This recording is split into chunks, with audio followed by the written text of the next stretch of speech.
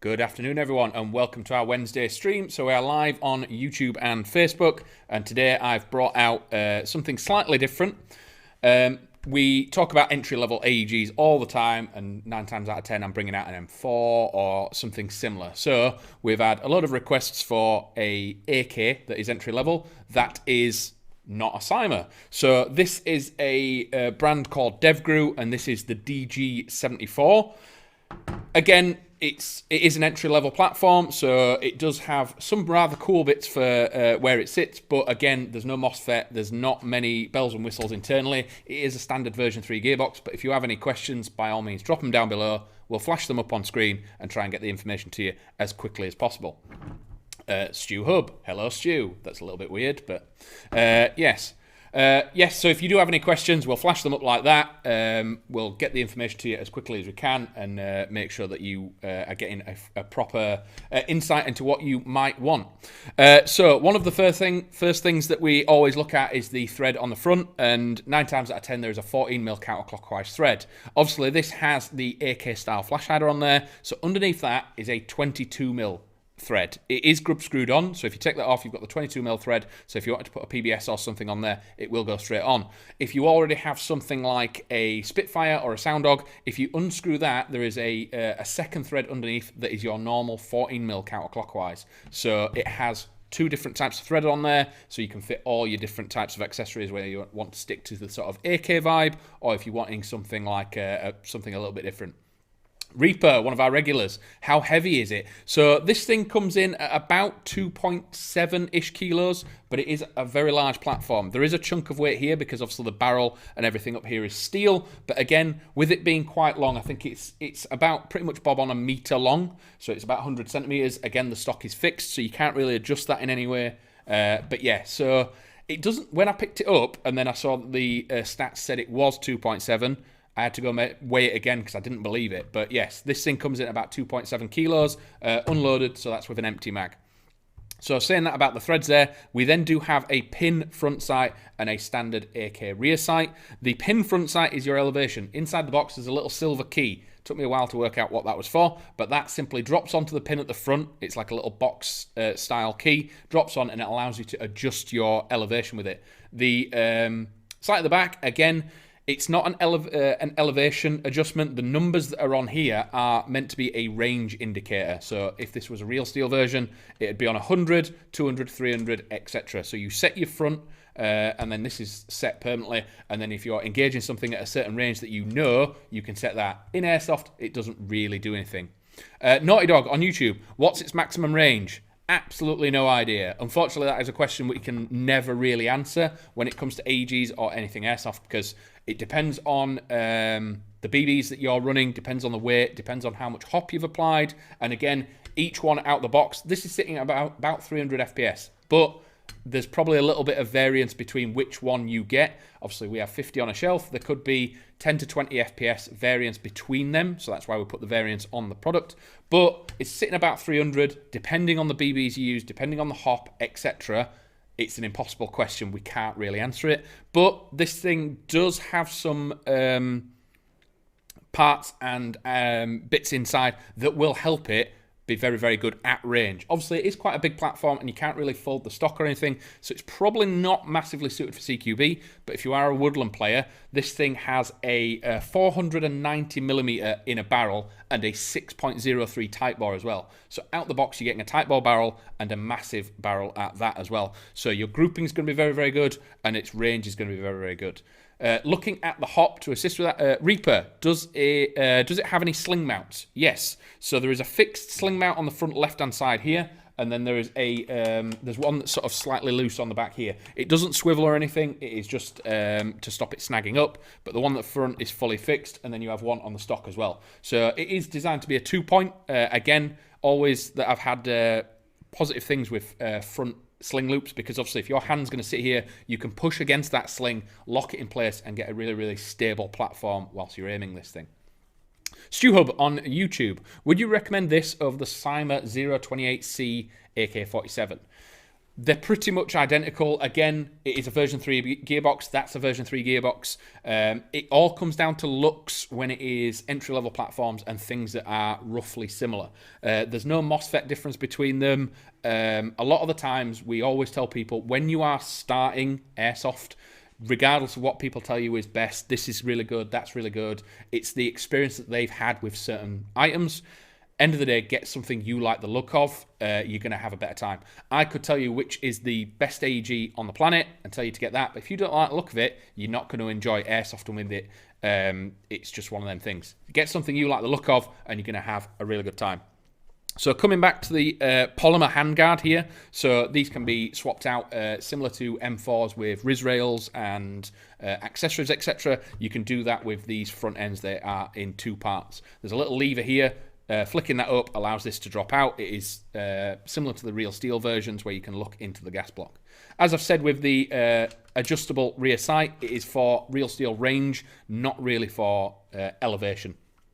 Sliding the charging handle back, you will find a slider style hop. A lot of people have sort of pros and cons with these. Obviously, if you don't tighten it down, it is going to shift. So the way that these work is it is simply a little slider that you push backwards and forwards and adjust it to as you see fit. Very, very fast to adjust on the fly or when you get this out of the box. But if you do leave it like that, after a few rounds, it is going to adjust by itself. But there is a screw at the back to tighten it up and lock it in place. Obviously, that means it's not something you can do in the field, but once you've set it, it is set and you are good to go. So there are a little bit of a pro and con with that. Albert Airsoft, is there any space for a scope or sight? On this one, no. So normally on the left-hand side, you do get sort of scope mounts or things that you can flip around and do it, but they've tried to keep this into a very solid budget. There are multiple ways that you can attach sights to things like this. You can change the front end to be RIS, so you can change that bit. You can take this off and add a plate that adds a dot sight, or you can actually remove the whole back plate here. Because this is rear wired, there's no reason to ever take this off. A lot of platforms like this, you have a stick battery under here. There is plenty of space under there. But normally, you take these off and you put a big stick battery in. Because this has a solid stock, you could fit an absolutely enormous battery in here. So taking this off, you could then put a RIS version on there. They haven't included any of them because this is designed to be an end user's choice. They don't want to add options or add features that you're not going to use. So you could change the gas block cover to a RIS version. You could add a Dr. Sight plate onto where the rear sight is, or you could change the top cover to be a RIS version and then add anything you want afterwards. So as I was saying, it is a solid stock. This doesn't fold away or anything like that. And another, probably on budget, the actual back plate does not come off. Well, it does come off, but it doesn't come off very easily. There are 2 screws. So again, once you get to a site, you're going to fit your battery, and then it's kind of in there for the time being. It's not something you're going to do in game because the screws are quite small. But it is a flathead screw, 2 screws, it comes off, but this entire stock is battery space. So you could fit a 2400, 2600 battery in here and probably not have to change it for the entire day.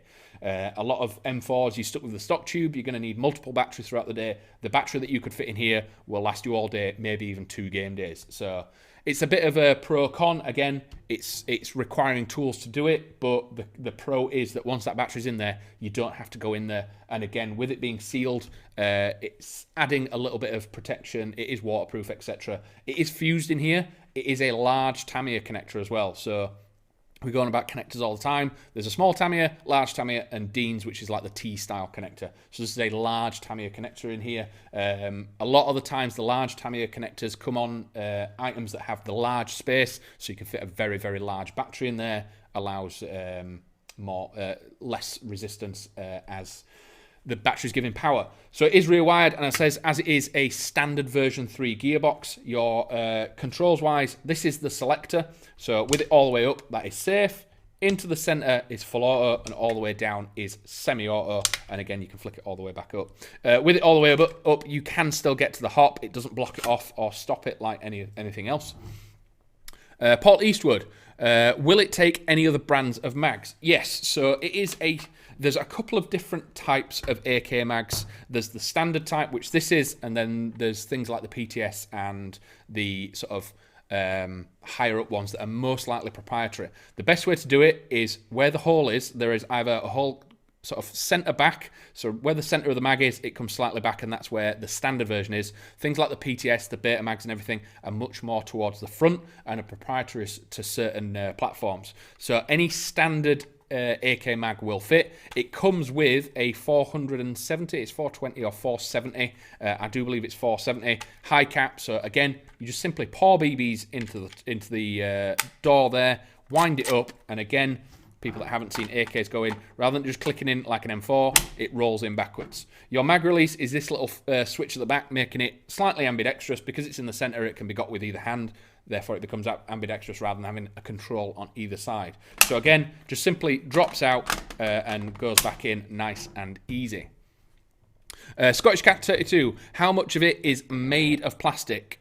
So it is quite a reinforced plastic. It is like the fiber reinforced plastic. So the handguard, well, the gas block shield and the lower handguard is polymer. The mag itself is polymer, and the stock is polymer. Everything else is metal. The barrel is steel. The gas block is steel. The iron sight and the flash hider is steel. All the parts that you'd expect to be steel are very, very well made. And the top cover, even though it feels slightly thinner, is stamped metal as well. And again, simply pressing the button at the back will remove the top cover.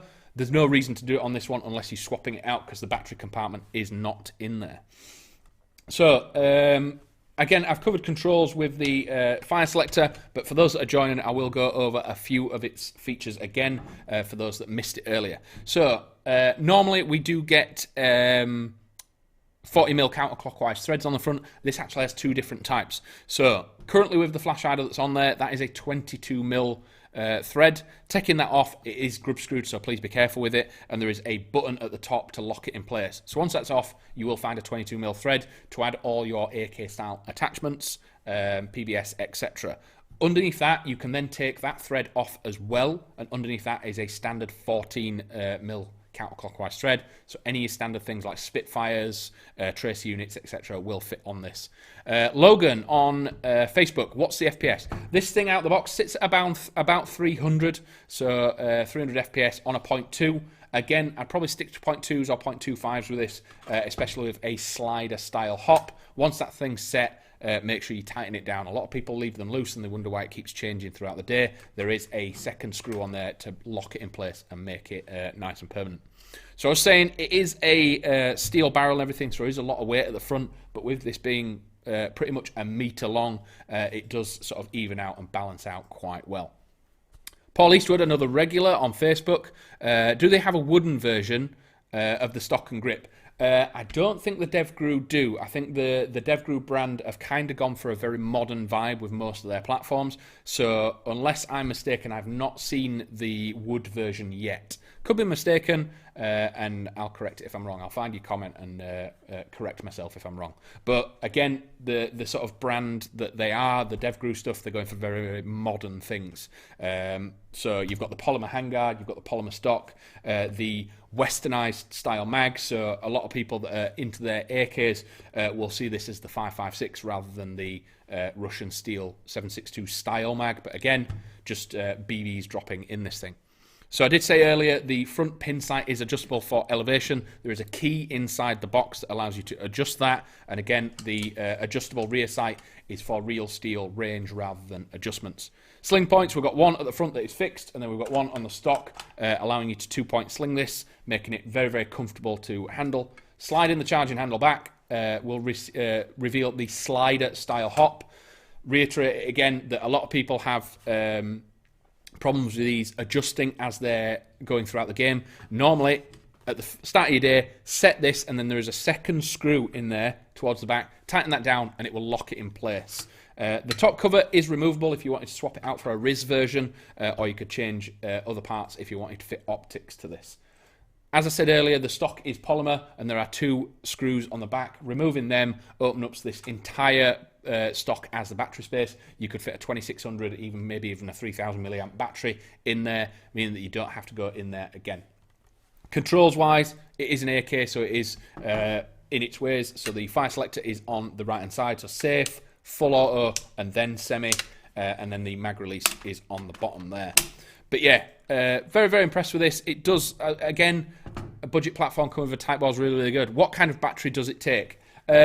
With an entry one like this, I'd probably stick to a LiPo. I mean, you could probably put a NIM in here because of the space, and you're not worried about having to keep that battery small. So a 3300 9.6 NIM would be perfect in here. You're going to get a little bit more rate of fire, a little bit more longevity out of it. And again, it is a large Tamiya. It is fused in the back for a little bit of protection, so I wouldn't have to worry about anything like that as well. But again, because you've got this entire thing, it is polymer, so this whole space all the way to about here is battery space. Big block 9.6 NIM would fit perfectly in there.